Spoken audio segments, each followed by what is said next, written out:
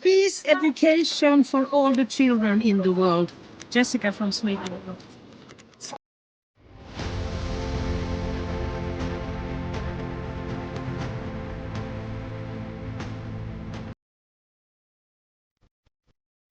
Unë dua të jem zëri i artit, dashurisë dhe bukurisë së shpirtit njerëzor.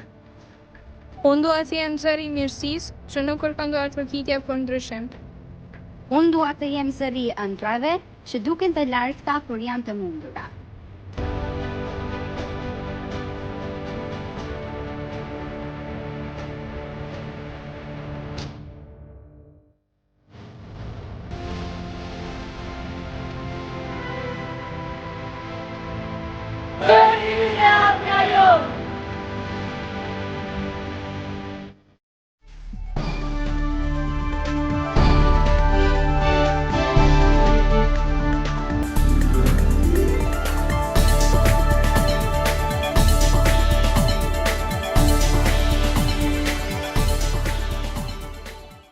Të nderuar shikues, sonte në studion ton televizive kemi të ftuar Jeta Siçeca, kryetare e Asamblesë së Fëmijëve në Prizren, dhe Jon Gërmizaj, antar dhe ish kryetari i kësaj asambleje, me të cilët do të flasim për punën dhe funksionimin e këtij organizimi të rëndësishëm, si dhe për sfidat. Faleminderit që erdhët.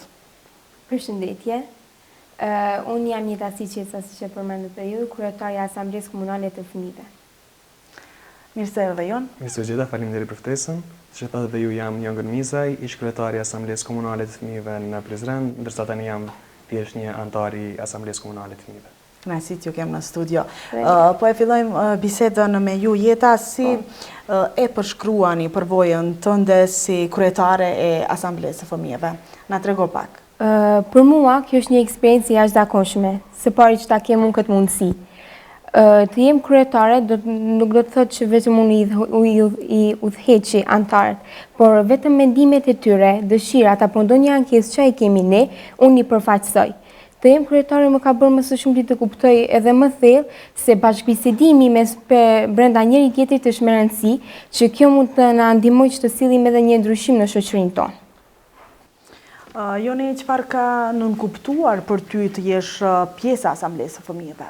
Që nga momenti që unë ka marrë domethënë postin si një antar në fillim i Asamblesë Komunale të Fëmijëve, më pas në poste të ndryshme, ka nënkuptuar një gjë shumë të rëndësishme dhe me shumë përgjegjësi të madhe. Pasi nëse je një antar i asamblesë, nuk do të thotë që vetëm të jesh pjesë e asaj asambleje, domethënë vetëm të jesh pjesë e atij takimi, por duhet që me gjithë trurin edhe shpirtin tënd të jesh i fokusuar në gjithë angazhimin se çfarë po bëhet në asamble dhe çfarë po diskutohet aty, pasi punojmë edhe veprojmë për asamble e nuk duhet që t'i lëmë anash kërkesat tona e vetëm të shkojmë aty e t'i ndixhojmë. Domethënë duhet që të punojmë edhe të veprojmë gjithë së bashku.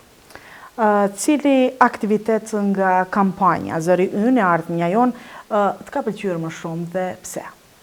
Gjitha aktivitetet nga kampanja jon kanë qenë shumë të mira dhe shumë produktive.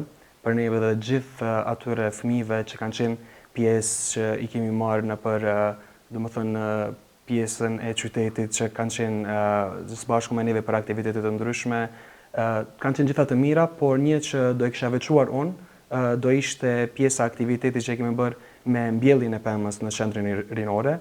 Ndoshta mund të them që ka qenë edhe ideja imja që ta bëjmë edhe ta mbjellim aty, edhe ka qenë një gjë shumë e bukur pasi përveç që lidhet me temën Zëri Ynë edhe ardhmja jon, ka të bëj këtu që lidhet edhe me pjesën e mbrojtjes së ambientit. Domethënë ndërlidhen dy gjëra shumë të rëndësishme që me të vërtetë janë shumë aktuale dhe shumë të rëndësishme në ditët ku po jetojmë. Më intereson të di a ka ndryshuar diçka të këtij pasi u bëre pjesë e asamblesë, për shembull besimi në vetvete, pastaj njohuritë për të drejtat e fëmijëve, cili ka qenë ai ndryshimi? Po, patjetër, jo e shumë po besoj se gjithë antarët e asamblesë kanë pësuar ndryshime shumë të mëdha në mënyrën e aspektit se si i mendojnë gjërat dhe si i shohin ato më qartazi.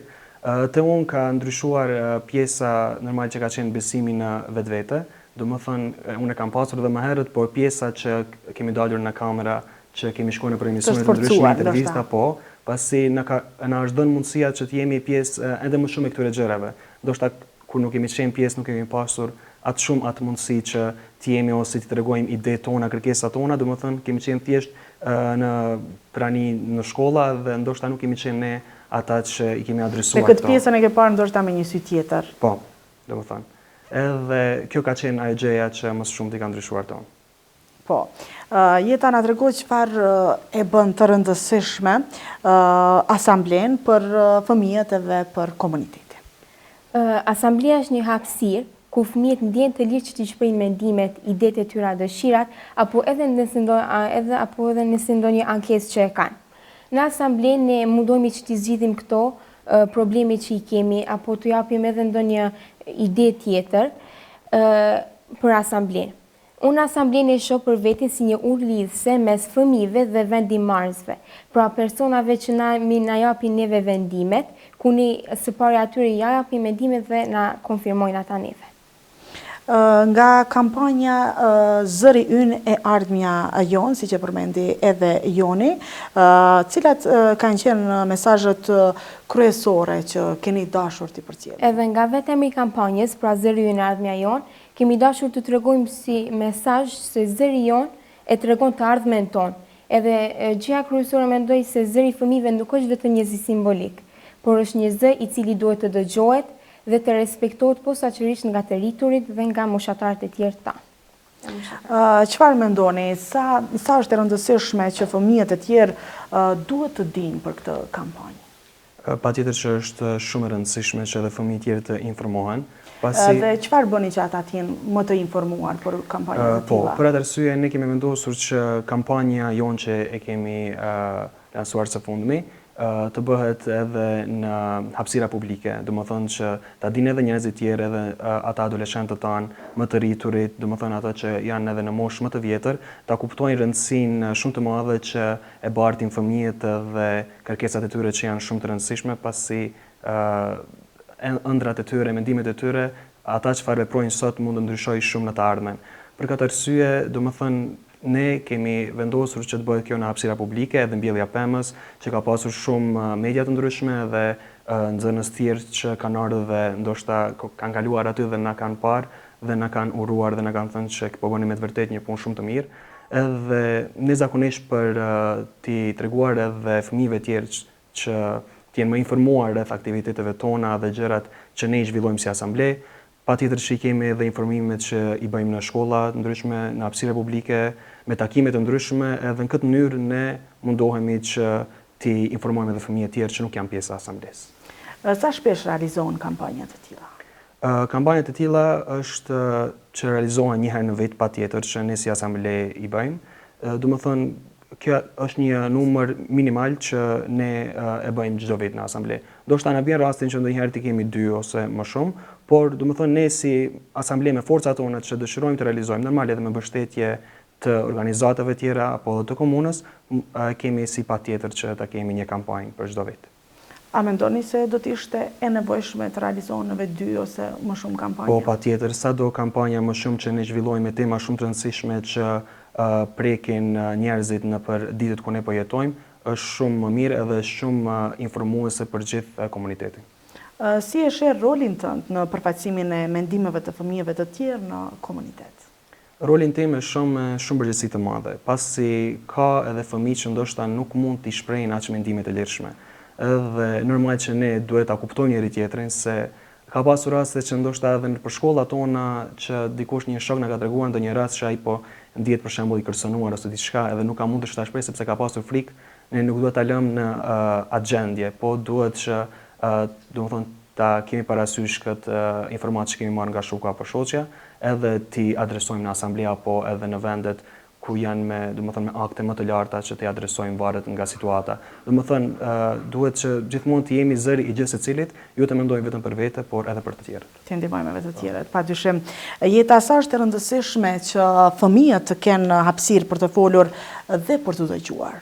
Fëmijët që të kenë hapësirë për të folur dhe për të dëgjuar, mendoj se është gjë zakonisht e rëndësishme, sepse nëse nuk do të kishte një hapësirë e tillë, atëherë ata idetë e tyre, ëndrat që i kanë, nuk do të kishin mundësi se ku t'i shprehnin dhe ato të gjitha do të shuheshin. Secili nga ne, secili nga fëmijët tanë ka nga një talent, por për shkak të mundësive, nëse nuk ka ndonjë hapësirë ku t'i shprehim ato talente, mund të shohin që kështu mendoj se është një gjë shumë e rëndësishme që të kemi hapësirë për të folur dhe për të shprehur. Cilat janë planët ose idetë që do të dëshiroje të zhvillojë në të ardhmen nga Asamblea e Fëmijëve? Së bashku me Asamblenë ne kemi shumë plane të tjera dhe dëshirojmë që t'i realizojmë. Unë mendoj se do të ishte mirë që të bëjmë sa më shumë projekte konkrete, pra si për shembull të marrim ligjërata nëpër shkolla, ligjërata vjedisuese për tema të ndryshme.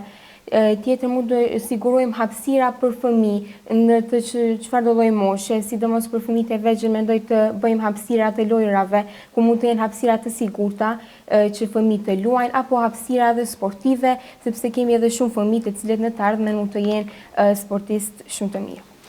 Cilat janë ato temat që ndoshta të prekin tyjeve do të dëshiroje që ti trajtoje me fëmijët e tjerë? Ato tema mund të them se mund të jetë edhe arsimimi një kohë, që ta kemi një arsimim sa më cilësor, sa më të mirë, për fëmijët që t'ja mundësojmë atyre edhe siguria në çfarëdo lloj ambienti që ata gjenden.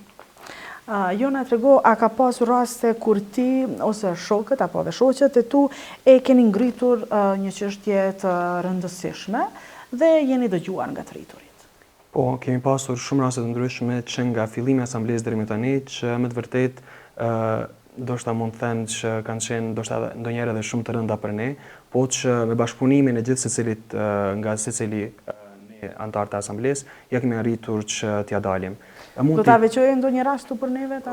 Po, mund ta ceki problemin domethënë e psikologëve edhe të sigurimve në shkollat fillore, që me të vërtetë ka qenë shumë shqetësuese në fillimet tona të asamblesë, por me kalimin e kohës duke ngritur zërin, duke mbajtur takime të ndryshme me aktorët relevant, për shembull me drejtoreshën e arsimit e me gjithë të tjerët, ne ja kemi dalur që shumica, pothuajse të gjitha shkollat në Prizren të jenë të pajisur me psikolog edhe sigurim. Në raste të tilla, por edhe të tjera, sa keni përkrahje nga institucionet, në këtë rast nga drejtoria e arsimit? Përkrahje mund të them që ndoshta më shumti në aspektin e buxhetit mund ta ceke, e kemi nga organizata të ndryshme, po sa i përket kështu që neve na ndihmojnë në aspektin e bashkëpunimit, ndoshta mund të them që është deri diku i mirë, po ndoshta edhe aq sa duhet, ka nevojë të përmirësime.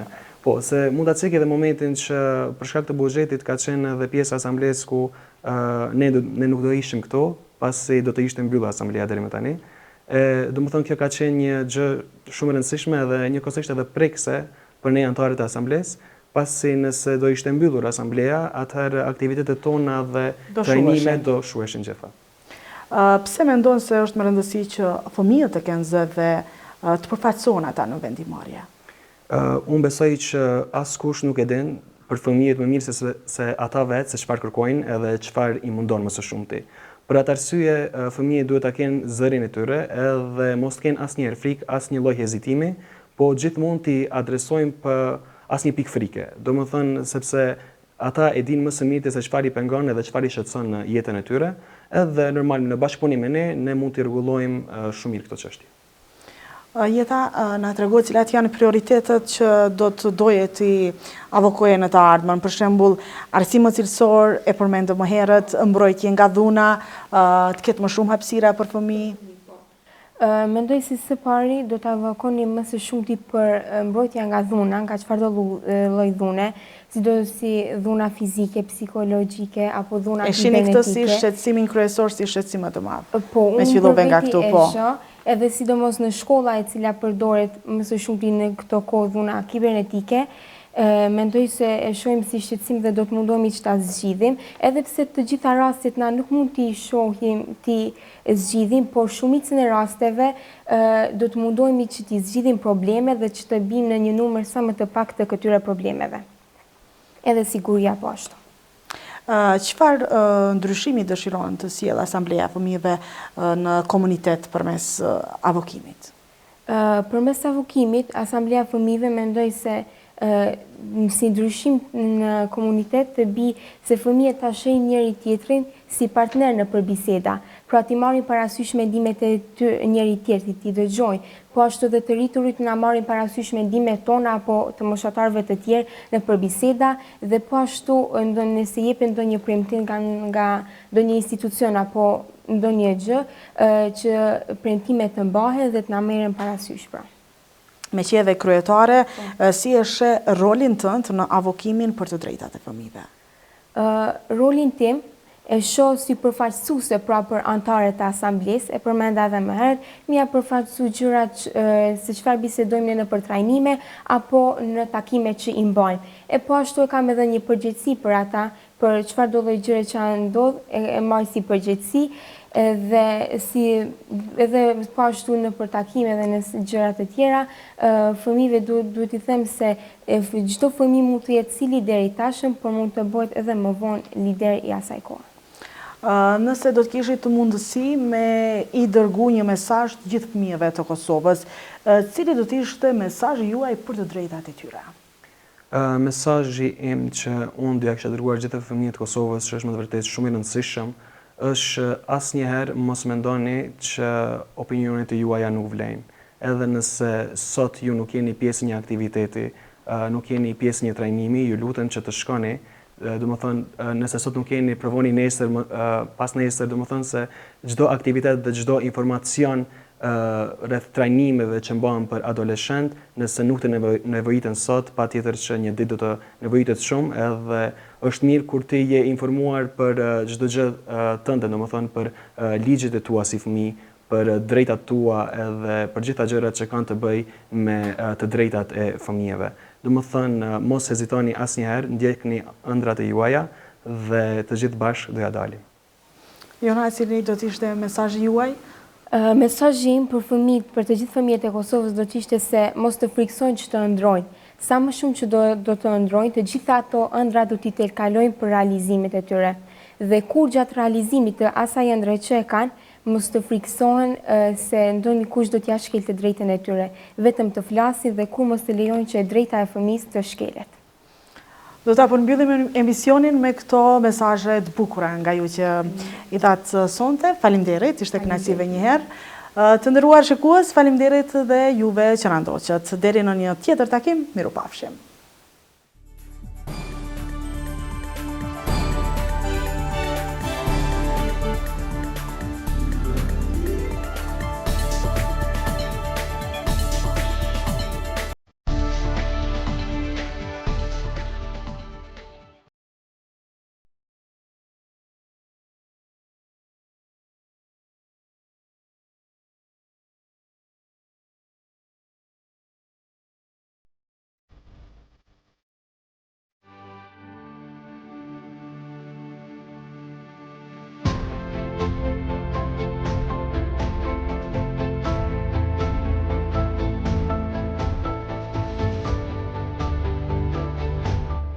Peace education for all the children in the world. Jessica from Sweden.